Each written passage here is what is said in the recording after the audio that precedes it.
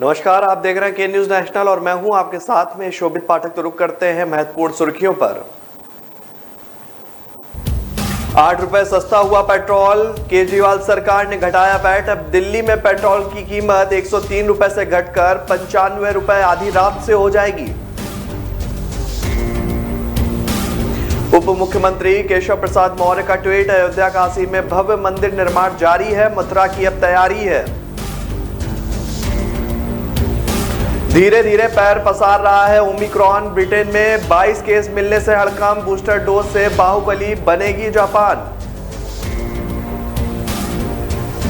राज्यसभा में केंद्र का जवाब, अक्टूबर 2021 में 115 कश्मीरी पंडितों ने कश्मीर से किया पलायन। जम्मू कश्मीर में 2018 में घुसपैठ की कुल 143 घटनाएं हुई। और रेलवे ने 150 से ज्यादा ट्रेनों के परिचालन में किया बदलाव, कोहरे की आशंका को देखते हुए लिया गया फैसला। दिल्ली सरकार ने राजधानी के लोगों को बड़ी राहत देते हुए पेट्रोल के दामों में 8 रुपए तक की कमी कर दी है। यह फैसला दिल्ली सरकार ने आज कैबिनेट बैठक के बाद लिया। दिल्ली सरकार ने बैठक में बड़ा फैसला लेते हुए पेट्रोल पर लगने वाले 30% के वैट को लगभग 11% घटाते हुए 19.40% कर दिया है। पेट्रोल की कीमत में अब दिल्ली में 8 रुपए प्रति लीटर तक घट गई है। इस तरह अब दिल्ली में पेट्रोल की कीमत 103 रुपए से घटकर 95 रुपए हो जाएगी। पेट्रोल के घटे हुए दाम आज आधी रात से लागू होंगे। दिल्ली में बीते 27 दिन से कीमत नहीं बदली थी। इससे पहले केजरीवाल सरकार ने 4 नवंबर को पेट्रोल और डीजल पर लगने वाली एक्साइज ड्यूटी में कटौती की थी, जिससे रिकॉर्ड स्तर पर पहुंचे पेट्रोल डीजल की कीमतों में कुछ कमी आई थी। इसी के साथ ही अब दिल्ली में पेट्रोल की कीमतें एनसीआर के शहरों के बराबर हो जाएंगी। इससे उन वाहन चालकों को बहुत ज्यादा फायदा होगा जो दिल्ली में कीमत कम होने के चलते नोएडा, गाजियाबाद, गुरुग्राम आदि जाकर पेट्रोल भरवाते थे। केंद्र सरकार ने पहले ही पेट्रोल डीजल पर टैक्स घटा दिया था, जिसके बाद से राज्य सरकारों पर दबाव था कि वह अपने स्तर पर वैट की कीमतों में कमी कर जनता को राहत दे। उत्तर प्रदेश समेत कई राज्य पहले ही पेट्रोल डीजल पर लगने वाले वैट को कम कर चुके हैं। उप मुख्यमंत्री केशव प्रसाद मौर्य के ट्वीट ने यूपी विधानसभा चुनाव से पहले राजनीति में गर्माहट ला दी है। उन्होंने बुधवार को ट्वीट किया कि अयोध्या काशी भव्य मंदिर निर्माण जारी है, मथुरा की तैयारी है। इसके बाद कई कयास लगाने शुरू हो गए थे। अयोध्या में राम मंदिर निर्माण शुरू होने के बाद से मथुरा जन्मभूमि प्रकरण जोर पकड़ रहा है। विगत वर्ष राम जन्मभूमि तीर्थ क्षेत्र ट्रस्ट के सदस्य जगत गुरु वासुदेव नंद सरस्वती ने भी कहा था कि पहले राम जन्मभूमि पर मंदिर का निर्माण कराया जाएगा। राम मंदिर बनने के बाद काशी विश्वनाथ और मथुरा की जन्म कृष्ण भूमि को मुक्त कराने के लिए काम किया जाएगा। इसे कोई रोक नहीं सकता। यूपी में विधानसभा चुनाव के कुछ ही समय शेष है। ऐसे में हिंदुत्व के एजेंडे को और मजबूत करने के लिए भाजपा ने नेता कार्य कर रहे हैं। उप मुख्यमंत्री केशव प्रसाद मौर्य ने बुधवार को ट्वीट किया कि जिसमें उन्होंने मंदिर में मथुरा की तैयारी का जिक्र किया। इसके बाद राजनीति में उथल पुथल हो सकती है। विगत माह में भगवान कृष्ण की जन्मस्थली मथुरा और क्रीड़ा स्थली वृंदावन को योगी आदित्यनाथ ने तीर्थ स्थल घोषित किया था। प्रदेश सरकार ने मथुरा वृंदावन नगर निगम के 22 वार्डों को पवित्र तीर्थ स्थल घोषित करते हुए वहां मांस मदिरा की बिक्री को पूर्ण तरीके से प्रतिबंधित कर दिया था, जिसके बाद साधु संतों ने इस फैसले का स्वागत किया था। कोरोना का नया वेरिएंट ओमिक्रॉन दुनिया में धीरे धीरे पैर पसारता हुआ दिख रहा है। हाल ही में कोरोना संकट से उबरते दिखे ब्रिटेन में एक बार फिर से संकट बढ़ गया है। यहाँ ओमिक्रॉन वेरिएंट के 22 मामलों की पुष्टि हुई है। इसके अलावा इस संख्या के बढ़ने की आशंका जताई जा रही है। British health minister Sajid Javed ने कहा कि इस वेरिएंट का कितना असर हो सकता है, इसके बारे में अगले 2 सप्ताह में जानकारी मिल सकती है। उन्होंने कहा कि वैज्ञानिक फिलहाल इसे असर का पता लगाने में जुटे हुए हैं। इसके साथ ही कोरोना वैक्सीन के इस वेरिएंट पर असर को लेकर कहा गया है कि ऐसा लगता है कि यह कारगर होगी। उन्होंने कहा कि ऐसा संभव है कि ओमिक्रॉन वेरिएंट पर वैक्सीन का असर कम हो, लेकिन अब भी ये इससे निपटने का सबसे अच्छा उपाय है। इस बीच जापान ने भी ओमिक्रॉन वेरिएंट का मामला देश में मिलने के बाद सख्ती बढ़ा दी है। जापान में बूस्टर डोज दिए जाने का भी फैसला लिया गया है। फिलहाल हेल्थ वर्कर्स को कोरोना वैक्सीन की तीसरी अथवा बूस्टर डोज दी जाएगी। जापान में इसी साल फरवरी से वैक्सीनेशन शुरू हुआ था और करीब 9 महीने बाद हेल्थ वर्कर्स को अब बूस्टर डोज दिए जाने की तैयारी की जा रही है। मंगलवार को ही जापान में ओमिक्रॉन वेरिएंट का पहला मामला सामने आया था। आपको बता दें कि जापान ने अपनी सीमाओं को सील कर दिया है। इसके अलावा इंटरनेशनल ट्रेवल्स की एंट्री पर भी रोक लगा दी है। दुनिया भर में फिलहाल ओमिक्रॉन वेरिएंट को लेकर चिंता जाहिर की जा रही है। हालांकि अब तक यह क्लियर नहीं है कि इसके कितने खतरे हैं और कितनी तेजी से यह पैर पसार सकता है। हालांकि जापान, ब्रिटेन, इजराइल जैसे देशों ने अंतर्राष्ट्रीय यात्रियों की आवाजाही पर रोक लगा दी है। भारत ने भी अंतर्राष्ट्रीय यात्रियों को लेकर नियमों को सख्त कर दिया है। बुधवार को जापान में बूस्टर डोज लगाने की शुरुआत हुई।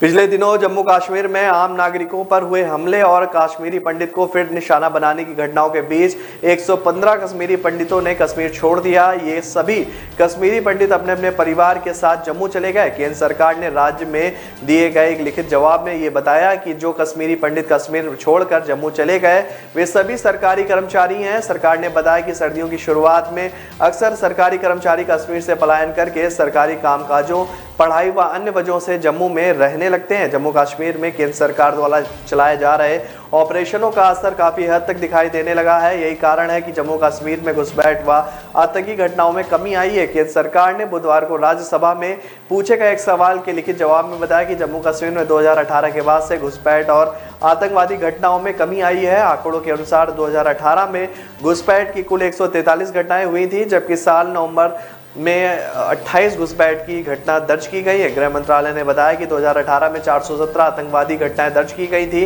जबकि इस साल 244 आतंकी घटनाएं हुई हैं। इतना ही नहीं, अक्टूबर 2020 में अक्टूबर 2021 तक सुरक्षा बलों के 32 और जम्मू कश्मीर पुलिस के 19 जवानों ने अलग अलग घटनाओं में अपनी जान गंवा दी। सर्दी के दिनों में ट्रेन से यदि आप यात्रा करने के लिए सोच रहे हैं तो ट्रेन संबंधी जानकारी लेकर ही अपने घर से निकले। हर साल की तरह इस साल भी कोहरे की आशंका को देखते हुए रेलवे ने 150 से अधिक ट्रेनों के संचालन में बदलाव किया है। इनमें विभिन्न रूट पर चलने वाली 150 से अधिक ट्रेनें प्रभावित होंगी। इनमें कई ट्रेनें निरस्त की गई हैं तो कई आंशिक रूप से निरस्त रहेंगी। कड़ाके की ठंड व रेलवे ट्रैक पर अभी कोहरा शुरू भी नहीं हुआ है कि रेलवे ने परिचालन कारणों का हवाला देते हुए अस्थायी रूप से कई रूट पर चलने वाली ट्रेनों को निरस्त, आंशिक निरस्त व फेयरों में कटौती करने का आदेश जारी किया है। 150 से अधिक ट्रेनों की फेयरिस्ट में 1 दिसंबर से ट्रेनों के संचालन पर असर देखने लगेगा। इससे रेल यात्रियों की परेशानी भी बढ़ेगी। कोहरे की वजह से रेल ने कई ट्रेनों को निरस्त किया है। पूर्ण रूप से 28 फरवरी तक निरस्त रहने वाली ट्रेन में हरिद्वार, अमृतसर, दिल्ली, अंबाला, नई दिल्ली, रोहतक, नागल डैम, लिच्छवी, ऊंचाहार, वाराणसी, बरेली के साथ में अन्य ट्रेनें भी शामिल हैं। इसी तरह स्पेशल ट्रेन के फेरों में भी कटौती गई है। कैफियत स्पेशल 26 फरवरी तक प्रत्येक बुधवार व शनिवार को नहीं चलेगी। इसी तरह वापसी दिशा में बृहस्पतिवार व रविवार को नहीं चलेगी। आनंद विहार भागलपुर गरीब रथ एक्सप्रेस 23 फरवरी तक प्रत्येक बुधवार को नहीं चलेगी। वापसी दिशा में बृहस्पति को नहीं चलेगी। राजगीर नई दिल्ली स्पेशल सोमवार को भी नहीं चलेगी। इस तरह से यह नियम आज से लागू हो जाएंगे। तो रुक रहे हैं एक छोटे से ब्रेक के लिए। ब्रेक के बाद जल्द हाजिर होंगे।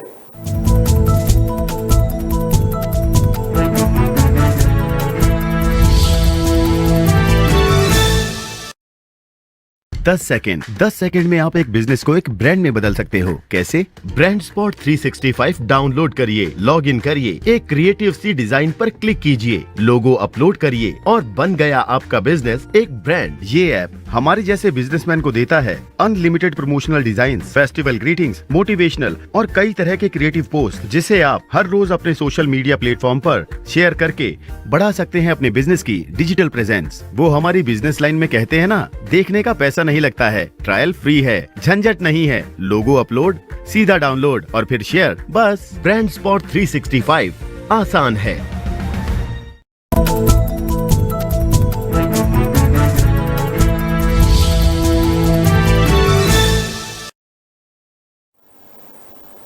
ब्रेक के बाद फिर स्वागत है आपका। रुक करते हैं आगे की खबरों पर। राजधानी दिल्ली में कोरोना के नए वेरिएंट की आहट से दहशत फैल गई है। इसको आने से रोकने के लिए जरूरी कदम उठाए जा रहे हैं। इसको लेकर मुख्यमंत्री अरविंद केजरीवाल ने बड़ा फैसला किया है। लोक नायक जयप्रकाश अस्पताल को कोरोना के नए वेरिएंट के मरीजों के लिए खोल दिया गया है और दिल्ली सरकार ने इस अस्पताल को कोरोना मरीजों के लिए नामित किया है। इसमें कोरोना के नए वेरिएंट से संक्रमित मरीजों का इलाज किया जाएगा। केजरीवाल ने रविवार को प्रधानमंत्री नरेंद्र मोदी से ओमिक्रॉन से प्रभावित देशों से भारत आने वाली उड़ानों को तत्काल प्रभाव से रोकने का आग्रह किया है। केजरीवाल ने कहा है कि कई देशों ने ओमिक्रॉन प्रभावित देशों से उड़ानें रोक दी हैं। हम इसमें देरी क्यों कर रहे हैं? हमने पहली लहर में भी अंतर्राष्ट्रीय उड़ानों को रोकने में देरी की थी। अधिकांश उड़ानें दिल्ली में उतरती हैं। कृपया उड़ानें तुरंत रोकें। हमें ओमिक्रॉन को भारत में प्रवेश करने से रोकने के लिए हर संभव प्रयास करना चाहिए। मैं आपसे तत्काल प्रभाव से इस क्षेत्रों से उड़ानें बंद करने का आग्रह करता हूँ। इस संबंध में कोई भी देरी हानिकारक साबित हो सकती है। केंद्र ने पिछले गुरुवार को सभी राज्यों और केंद्र शासित प्रदेशों को दक्षिण अफ्रीका, हांगकांग और बोत्सवाना से आने या जाने वाले सभी अंतर्राष्ट्रीय यात्रियों की जांच और परीक्षण करने के लिए कहा था। दिल्ली में कोरोना के नए वेरिएंट ओमिक्रॉन की आहट से दहशत है। इसको लेकर आगमन से पहले जरूरी कदम उठाए जा रहे हैं। समाजवादी पार्टी के राष्ट्रीय अध्यक्ष अखिलेश यादव ने यूपी टीटी पेपर लीक कांड को लेकर बुधवार को बड़ा आरोप लगाया। उन्होंने कहा कि यह पेपर लीक जानबूझकर कराया गया है। सरकार नौकरी नहीं देना चाहती। अखिलेश ने कहा कि भाजपा का फूल झूठ का फूल है। झूठ के फूल में खुशबू नहीं आती। बांदा के जीआईसी ग्राउंड में जनसभा को संबोधित करते हुए सपा अध्यक्ष ने यूपी सरकार पर जमकर हमला बोला। उन्होंने कहा कि मैदान में हर तरफ लाल टोपी दिख रही है। निरीक्षण करके आया हूं, जनता का समर्थन दिख रहा है। बुंदेलखंड की जनता कह रही है कि आने वाली सपा सरकार ही है। अखिलेश ने कहा कि बुंदेलखंड से पिछले विधानसभा चुनाव में बीजेपी को भारी बहुमत मिला। जनता ने लोकसभा में भी समर्थन दिया, लेकिन भाजपा सरकार ने यहां के लिए कुछ नहीं किया। सरकार ने आय दोगुनी करने के वादे पूरे नहीं किए। आज महंगाई आसमान छू रही है। सपा अध्यक्ष ने कहा कि भाजपा ने हवाई चप्पल पहनने वालों को हवाई जहाज की सैर कराने का सपना दिखाया था। उसके वादे झूठे निकले। लॉकडाउन की याद दिलाते हुए अखिलेश यादव ने कहा कि संकट काल में सरकार ने मदद नहीं की, सबको बेहाल छोड़ दिया। मजदूरों ने लाठियां खाई और अपमानित हुए। मजदूर अर्थव्यवस्था मजबूत करते हैं, उनकी मदद नहीं की गई। अखिलेश ने कहा कि हम सब परिवार वाले हैं, परिवार वालों का दुख जानते हैं। उन्होंने कहा कि सरकार कहती है कि वो दमदार सरकार है। यह सरकार सिर्फ झूठ बोलने वाली दमदार है। भाजपा ने बीएड और शिक्षा मित्रों से वादा किया था कि 4.5 साल पूरे हो गए, 4.5 साल हो गए और अब टैबलेट देने का आश्वासन दे रहे हैं। उत्तर प्रदेश के मुख्यमंत्री योगी आदित्यनाथ के गृह नगर गोरखपुर मेट्रो लाइन रेलवे परियोजना के पहले चरण को मंजूरी मिल गई है।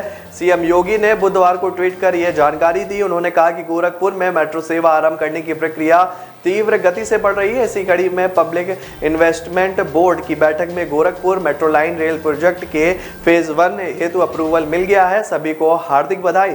आदरणीय प्रधानमंत्री का हार्दिक आभार। सूत्रों के मुताबिक परियोजना के पहले चरण के मंजूरी मिलने के बाद गोरखपुर में लाइट मेट्रो की प्रक्रिया तेजी से आगे बढ़ने के आसार हैं। सरकार ने बजट में पहले ही गोरखपुर और वाराणसी में मेट्रो ट्रेन के लिए 100 करोड़ रुपए की व्यवस्था कर रखी है। आपको बता दें कि गोरखपुर में 3 बोगियों वाली लाइट मेट्रो को दौड़ाने की तैयारी है।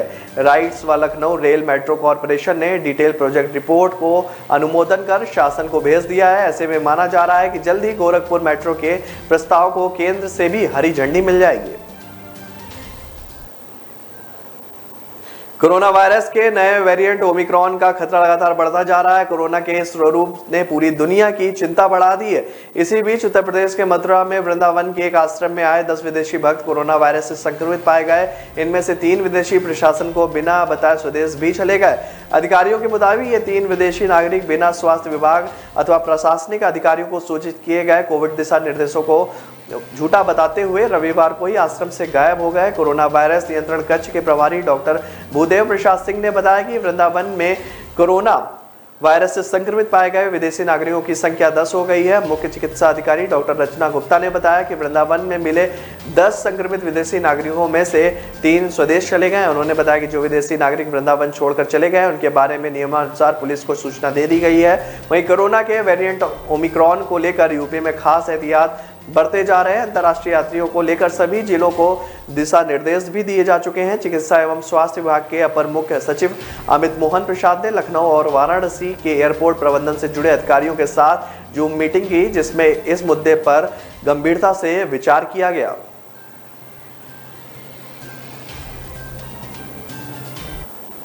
पश्चिम बंगाल की सीएम ममता बनर्जी लगातार देश भर में दौरे कर रही हैं और गैर कांग्रेसी विपक्षी दलों से मुलाकात कर एक अलग ही मोर्चा बनाने की तैयारी में है। इस बीच बुधवार को उन्होंने मुंबई में सिविल सोसाइटी के सदस्यों से बात करते हुए भाजपा को 2024 के आम चुनाव में हराने का भी प्लान बताया। ममता बनर्जी ने कहा कि यदि सभी क्षेत्रीय दल एक साथ आते हैं फिर भाजपा को हराना आसान हो जाएगा। इस तरह उन्होंने साफ संकेत दिया कि आने वाले दिनों में उनका कुछ और क्षेत्रीय दलों का जोड़ने का भी प्लान होगा। ममता बनर्जी ने मंगलवार को ही एनसीपी के चीफ शरद पवार और शिवसेना नेता आदित्य ठाकरे से भी मुलाकात की थी। ममता बनर्जी ने इससे पहले गोवा भी गई थी, जहां पे उन्होंने पूर्व सीएम लुइजिना फलेरिया समेत कांग्रेस को कई नेताओं को टीएमसी में शामिल कराया। इसके अलावा हाल ही में दिल्ली दौरे में उन्होंने बिहार कांग्रेस के नेता कीर्ति आजाद और हरियाणा के नेता एवं राहुल गांधी के करीबी अशोक तंवर को भी पार्टी की सदस्यता दिलाई थी। जेडीयू से पवन वर्मा और भाजपा के पूर्व सीनियर लीडर यशवंत सिन्हा भी अब टीएमसी का हिस्सा है। इस तरह तृणमूल कांग्रेस लगातार अपने अभियान को आगे बढ़ा रही है। वहीं दूसरी तरफ कांग्रेस को बीजेपी के खिलाफ कमजोर बताते हुए लगातार हमला बोला जा रहा है। यहां तक कि ममता बनर्जी के भतीजे अभिषेक बनर्जी भी भाजपा पर खुलकर हमला कर चुके हैं। तो रुक रहे हैं एक छोटे से ब्रेक के लिए। ब्रेक के बाद जल्द हाजिर होंगे।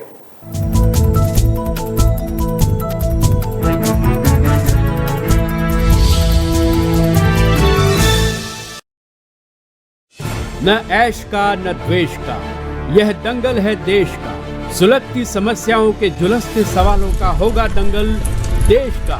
प्रशासन के प्रश्नों को लेकर होगा दंगल देश का। शिक्षा, स्वास्थ्य, समाज, कानून और व्यवस्था के आज क्या है हालात। सोमवार से शुक्रवार रोज रात 8 बजे जलपा क्षत्रिय के साथ दंगल देश का।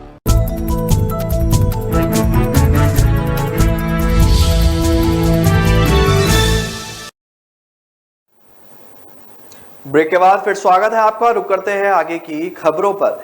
दिल्ली के उत्तर पूर्वी जिला के वाहन चोरी निरोधक दस्ते ने इरफान उर्फ छेनू गैंग के हथियार सप्लायर समेत कुल 4 आरोपियों को दबोचा है। मुख्य आरोपी गैंगवार और खुद पर होने वाले हमलों से बचने के लिए बुलेट प्रूफ फॉर्च्यूनर गाड़ी से चलता था। पुलिस ने आरोपी के पास से बुलेट प्रूफ गाड़ी के अलावा 3 पिस्टल, 18 कारतूस, एक अतिरिक्त मैगजीन और 6.5 लाख रुपए कैश बरामद किया है। आरोपियों की पहचान मोहम्मद मुमताज, शाहरुख, समीर और इरशाद के रूप में हुई है। सभी गैंगस्टर छेनू के करीबी हैं। मुमताज गैंग के लिए पिछले काफी समय से हथियार सप्लाई करने के अलावा नए लड़के तैयार कर गैंगवार के लिए रेकी भी करता था। पुलिस आरोपियों को रिमांड पर लेकर उनसे पूछताछ करने की तैयारी कर रही है। उत्तर पूर्वी जिला उपायुक्त संजय कुमार सैन ने बताया कि जिले में गोली चलने की घटनाओं की जांच के लिए दौरान पुलिस को हथियार सप्लाई करने वाले बदमाशों का पता चला। इस दौरान टीम को पता चला कि सीलमपुर इलाके में बदमाश छेनू के लड़कों व बाकी बदमाशों को हथियार उपलब्ध करवा रहे हैं। छानबीन के दौरान स्पेशल टास्क की टीम को सोमवार सूचना मिली कि हथियार सप्लाई करने वाले बदमाशों का गैंग सीलमपुर मेट्रो मॉल के पास आने वाला है। पुलिस ने मौके पर ट्रैप लगा दिया। इस दौरान देर रात करीब 1:30 बजे टीम ने सफेद रंग की टोयोटा फॉर्च्यूनर कार को आते देखकर रोका। आरोपी बेहद तेजी गति से आ रहे थे। पिकेट लगाकर उन्हें रोका गया। आरोपियों को काबू किया गया। कार की तलाशी लेने पर पिस्टल, 18 कारतूस और 6.5 लाख रुपए कैश बरामद किए गए। पुलिस आरोपियों को गिरफ्तार करके मामले की जांच कर रही है। अरविंद केजरीवाल के नेतृत्व वाली दिल्ली सरकार सेंट्रल विस्टा प्रोजेक्ट को लेकर केंद्रीय लोक निर्माण विभाग को नोटिस जारी करेगी। नोटिस प्रतिबंधन के बावजूद सेंट्रल विस्टा में निर्माण कार्य कराए जाने और धूल नियंत्रण नियमों का उल्लंघन करने के लिए भेजी जाएगी। दिल्ली के पर्यावरण मंत्री गोपाल राय ने बुधवार को इसकी जानकारी दी। राय ने कहा कि निर्माण एवं ध्वंस गतिविधियों पर प्रतिबंध के बावजूद हमें सेंट्रल विस्टा परियोजना स्थल पर काम कराए जाने के बारे में कोई फोन आ रहे हैं। जांच के दौरान हमने पाया कि यह सही है। उन्होंने कहा कि हम दिल्ली प्रदूषण नियंत्रण समिति से कहेंगे कि CPDW को नोटिस जारी कर वायु प्रदूषण को देखते हुए प्रतिबंध के बावजूद निर्माण कराए जाने के कारणों के बारे में पूछें। राय ने कहा कि निर्माण स्थल पर धूल प्रदूषण नियंत्रण नियमों के उल्लंघन के लिए एजेंसी को अलग से नोटिस जारी किया जाएगा। दिल्ली सरकार ने पहले कहा था कि वायु प्रदूषण के उच्च स्तर को देखते हुए राजधानी में अगले आदेश तक निर्माण एवं ध्वंस गतिविधियों पर प्रतिबंध रहेगा। उत्तर प्रदेश में आगामी विधानसभा चुनाव से पहले योगी आदित्यनाथ सरकार समूह गा व घा के लाखों सरकारी कर्मचारियों और अधिवक्ताओं को बड़ा तोहफा देने जा रही है। खबर है कि राज्य सरकार इन लोगों को बेहद सस्ती कीमत पर मकान देने की तैयारी कर रही है। इन मकानों को लेने वालों से जमीन की कीमत के रूप में सांकेतिक तौर पर बस 1 रुपया लिया जाएगा। हालांकि छूट पर मकान लेने वालों के लिए एक शर्त भी रखी गई है, जिसके मुताबिक वे 10 साल तक इसे बेच नहीं पाएंगे। आपको बता दें कि यूपी में अभी तक समूह गा व घा के साथ अधिवक्ताओं को छूट पर मकान देने की व्यवस्था नहीं है। योगी सरकार की इस बड़ी योजना के लिए प्रारंभिक दौरों की वार्ता में सहमति बन गई है। मकान देने की प्रक्रिया क्या होगी या किसे दिया जाएगा, इसका प्रारूप भी उच्च अधिकारियों ने तैयार कर लिया है। अब उच्च स्तर पर मंजूरी मिलने के बाद इसे योगी मंत्रिमंडल से पास करवाया जाएगा। कैबिनेट से प्रस्ताव पास होते ही इस योजना का क्लास C और D कर्मचारियों के अलावा अधिवक्ताओं को लाभ भी मिल पाएगा। देश के कई राज्यों की सरकारों ने स्कूल कॉलेज खोलने का फैसला किया है। इसके साथ ही कुछ राज्यों के स्कूलों और कॉलेजों में कोरोना के नए मामले भी सामने आए हैं। कर्नाटक के तुमकुर जिला स्वास्थ्य अधिकारी ने बताया कि जिले के 2 नर्सिंग कॉलेजों में कोरोना वायरस बीमारी के लिए 15 और छात्र और सकारात्मक परीक्षण किया गया। उन्होंने कहा कि सभी 15 संक्रमित व्यक्तियों को क्वारंटाइन सेंटर आइसोलेट कर दिया गया और उनके नमूने अतिरिक्त जांच के लिए भी भेजे गए हैं। इससे पहले हसन जिले में एक सरकारी आवासीय छात्रावास के लिए 13 छात्रों और चामराजनगर में मेडिकल कॉलेज के 7 छात्रों और स्कूल के बच्चों को भी सकारात्मक परीक्षण किया गया था। रिपोर्ट की माने तो हाल ही में वायरल संक्रमण के लिए सकारात्मक परीक्षण करने वाले कई छात्र केरल के हैं और ओमिक्रॉन संक्रमण को लेकर आशंकाओं के कारण राज्य सरकार ने उन्हें इस परीक्षण और उपायों को तेज कर दिया है। कर्नाटक के मुख्यमंत्री बसवराज बोम्मई ने बुधवार को कहा कि सरकार स्वास्थ्य और अग्रिम पंक्ति के कार्यकर्ताओं को वैक्सीन की बूस्टर खुराक देने का इरादा रखती है। भारत और न्यूजीलैंड के बीच 3 दिसंबर से मुंबई के वानखेड़े स्टेडियम में दूसरा और आखिरी टेस्ट खेला जाएगा, लेकिन इस टेस्ट पर संकट के काले बादल मंडरा रहे हैं क्योंकि मुंबई में बुधवार यानी कि आज सुबह से बारिश हो रही है। इसके कारण भारत और न्यूजीलैंड दोनों टीमों को अपना प्रैक्टिस सेशन रद्द करना पड़ा। बारिश की वजह से वानखेड़े स्टेडियम की पिच कवर कर दी गई है। BCCI ने एक बयान जारी कर कहा है कि भारतीय टीम का बुधवार को होने वाला अभ्यास सत्र बारिश के कारण रद्द कर दिया गया है। भारत और न्यूजीलैंड की टीमें कानपुर से मंगलवार शाम दूसरे टेस्ट के लिए मुंबई पहुंची। मुंबई में बुधवार को दोपहर बाद कई इलाकों में तेज बारिश हो सकती है। शाम के वक्त भी 50 मिलीमीटर से ज्यादा बारिश की आशंका जताई गई है। समुद्र के नजदीकी कई इलाकों में पानी बढ़ने की भी आशंका है। बादल भी छाए रहेंगे। गुरुवार को भी देर शाम तक तेज बारिश हो सकती है। शुक्रवार से दूसरा टेस्ट शुरू होना है। ऐसे में बारिश से इसमें खलल पड़ने की भी आशंका काफी ज्यादा है। हालांकि राहत की बात यह है कि शुक्रवार को मौसम साफ रहने की उम्मीद है, लेकिन अगले 2 दिन अगर मुंबई में भारी बारिश हो गई तो फिर टेस्ट की तैयारियों पर जरूर असर पड़ेगा। तो फिलहाल इस बुलेटिन में मेरे साथ इतना ही। आगे की खबरों के लिए बने रहिए के न्यूज़ नेशनल के साथ। नमस्कार।